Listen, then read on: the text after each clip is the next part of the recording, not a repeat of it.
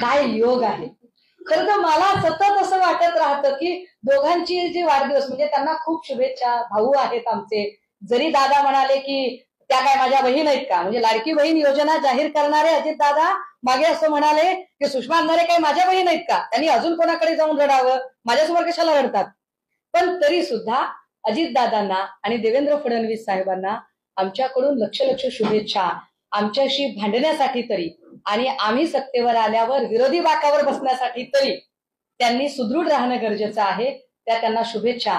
पण मला सातत्याने असं वाटतं की या दोनही व्यक्तींच्या जन्मतारखा चुकीच्या आहेत का. कदाचित या दोघांची जन्मतारीख 1 एप्रिल असावी असं मला राहून राहून वाटतं एकूण त्यांचा सगळा स्वभाव बघता. पण शुभेच्छा त्यांना. 3 ऑगस्टला उद्धव ठाकरे यांचं काही शिबिर आहे?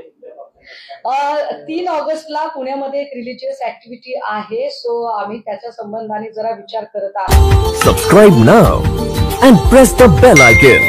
Never miss an update.